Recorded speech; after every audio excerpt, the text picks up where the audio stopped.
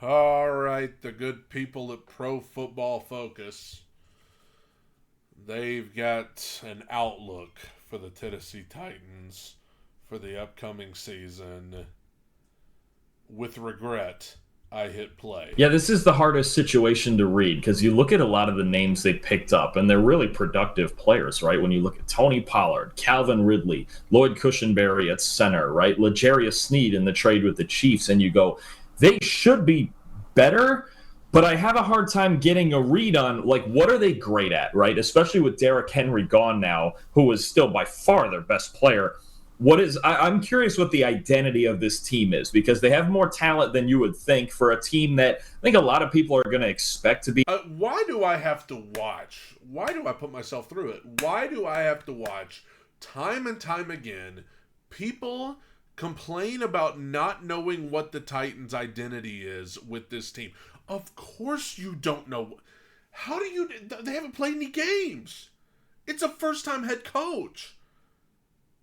They got rid of Derrick Henry because they're adopting a new scheme. They want to... I mean, have you watched their offense for the last couple of years? It's been awful. You don't know what they're... How can you act like it's unbelievable that you don't know what this team's identity is? Of course you don't know what it is. They haven't played. It's a completely new team. In last place. I think this year really is about developing some young players that they drafted this year, especially this offensive line, right? J.C. Latham and then another year of Peter Skoronski. But it's really going to be about finding out if Will Levis is that guy, right? You spent the first pick of the second round on him. You know, last year he showed you some good things and he showed you some kind of unstable things. He's got this kind of tendency to be a high variance playmaker, and it's kind of the same way he was at Kentucky, right? Where there's some big plays, and then you go through stretches where there's some not great plays and his accuracy and stuff like that. I think that's what this year. Great analysis right there. You go through stretches where there's some good plays, and then there's some not good plays. Yes, that is, man. It's about more than wins and losses for Tennessee. Is Will Levis going to be our guy? Or can we go into next year's draft looking at a Carson Beck, a Shedeur Sanders, a Connor Wegman, something like that? You need that. Just hearing those names, I'm just like, oh, God, please no. That defined answer at quarterback. And I think of all the teams on this, that we're talking about today, they're one of two that really doesn't have that right now.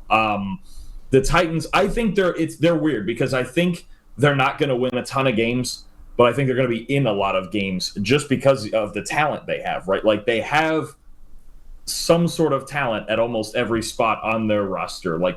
So they have talent all over the roster, but they're not going to win many games because we don't know what their identity is. A team with a new head coach and a completely revamped roster that only has few returning players.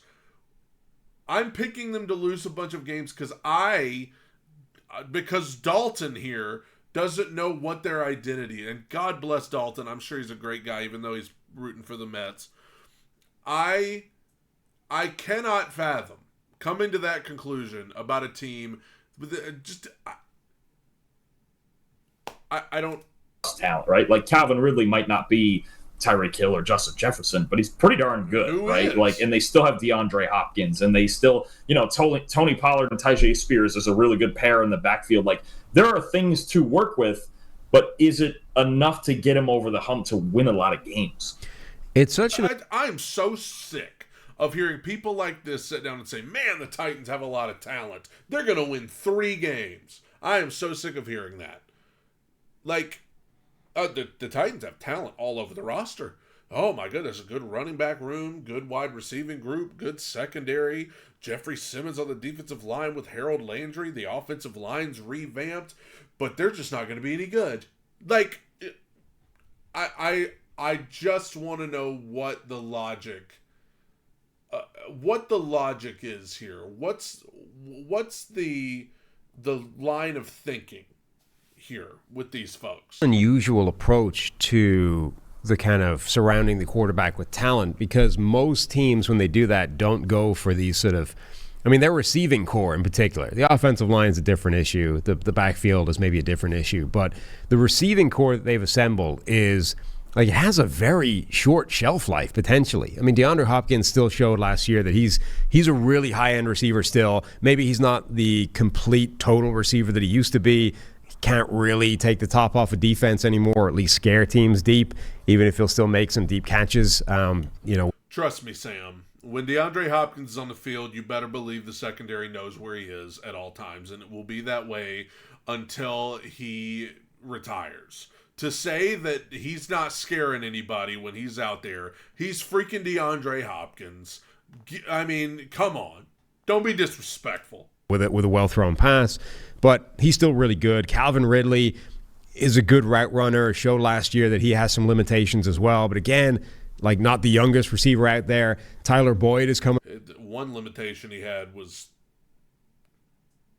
the goofball throwing him the ball. Off, a down year for him, and has been in the league for a while. Like, this is a pretty short-term fix for a receiving core that you're giving to this quarterback who may be who's going into his first year starting, and maybe the sort of first year of his starting career, however long that lasts. You don't usually see that. You tend to find teams pair these guys with like younger stars that are bums. You usually see teams like this put their quarterback in a god-awful position where they cannot be successful, and then they spend years wondering if the quarterback's the problem or is the lack of weapons the problem. We don't have to worry about that because we have a good group of weapons. Going to be there for a while, but it should be good right away. Like it's a group that maybe isn't going to last that long, but talent-wise, it's got a lot of ability. The offensive line, I think, has the capacity. According to these folks, Calvin Ridley's going to be crippled within a year. He's going to be on a walker, living in a nursing home within a year. Though, to be the single biggest needle mover for this team. Okay, you got rid of Derrick Henry. That may not have been a plus move, but Tajay Spears.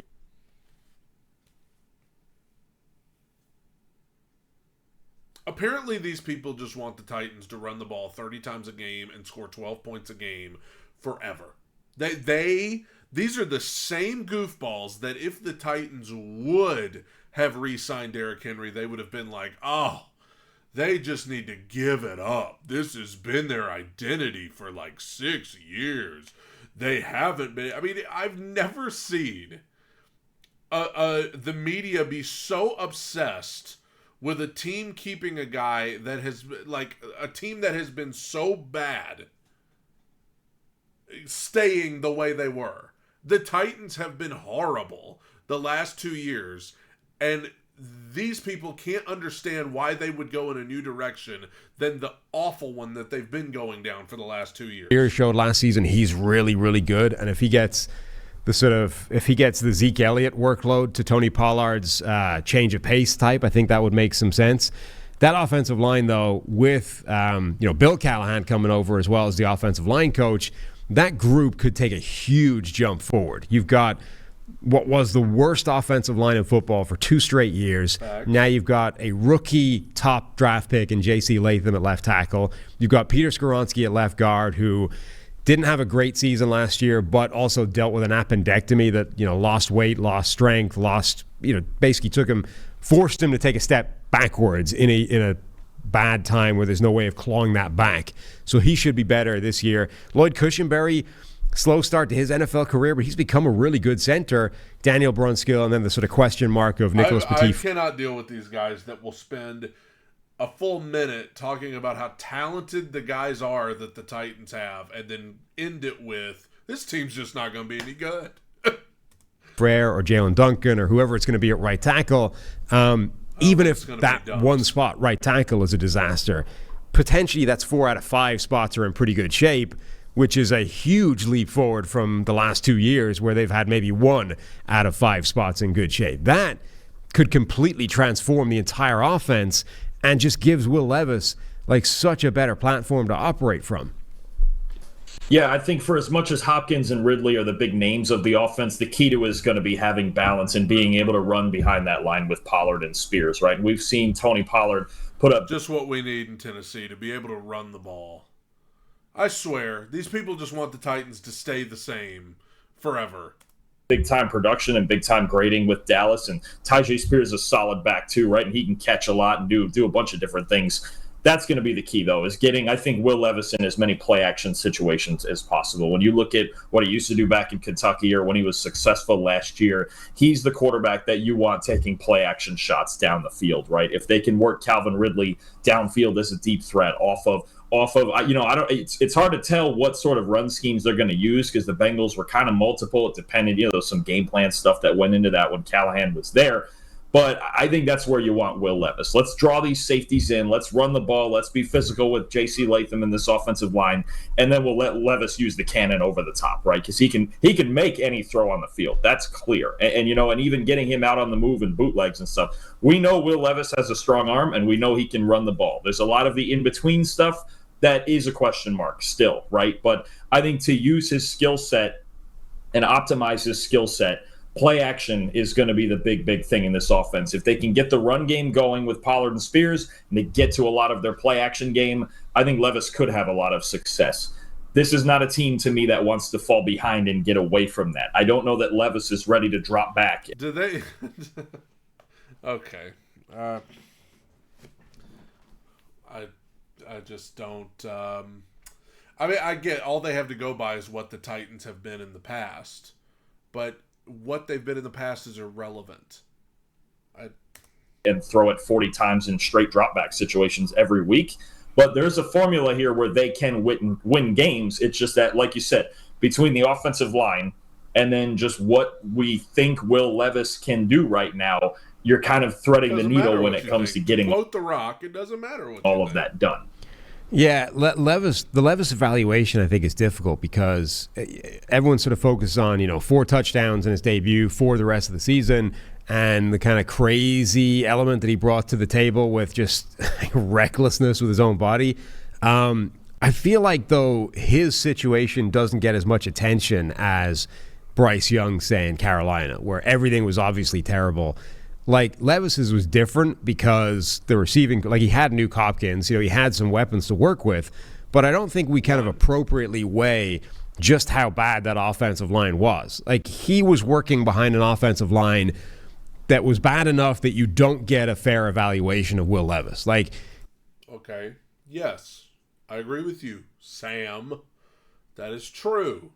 And I like Bryce Young, but I have even said, why does Bryce Young get the benefit of the doubt and Will Levis doesn't? You can look at his sack rate and all these kinds of things. Like, we are not getting a fair interpretation of how Will Levis plays the game based off how bad that offensive line was. So for the Titans to come in this offseason and theoretically fix that, then do what they've done in terms of the additions at receiving core, I mean, at very minimum, however good or bad they're going to be this year, we should be getting a fair eval of Will Levis now. Like, he now has a situation that looks good, looks completely tenable, looks able for him to show what he can do, and then we get to have an idea of what exactly that is. I think their defense is in reasonable shape as well. I mean, I expect the Titans to be a pretty decent team this year, with obviously the massive variable being just how good is Will Levis.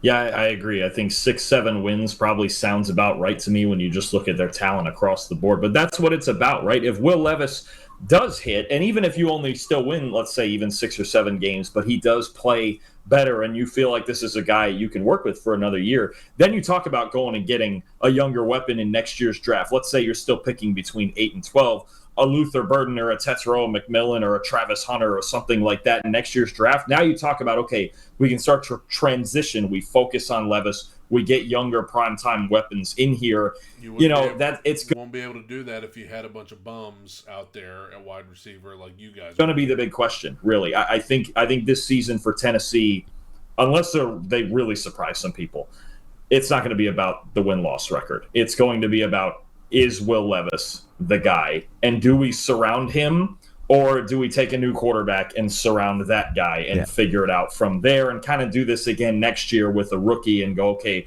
what does this kid need to succeed, right? That's really what this is about. I think there's a lot of intangible when you talk about having to overhaul. The Titans were kind of hanging on to the old regime there, the teams that were making the playoffs, and even Derrick Henry was kind of the last piece of that.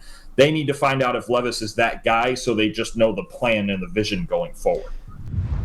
They were holding on to that old regime, and we apparently wanted them to continue to hold on to it as the years roll on. They kind of went all around the world there just to arrive at the conclusion that it comes down to how good Will Levis is going to be, and we truthfully don't know how good Will Levis is going to be. And so they kind of went in 10 billion different directions just to arrive at a very easy conclusion. The stuff about Derrick Henry, I mean, that stuff just irks me.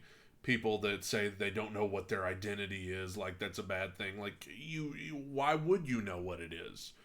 It's a new coach. I'm not going to get into it again, but hey, we're getting closer, and the Titans are going to have their chance to prove people wrong. Will Levis going to have a chance to prove people wrong, and if and when they do, I will be coming. I'm going to be coming back.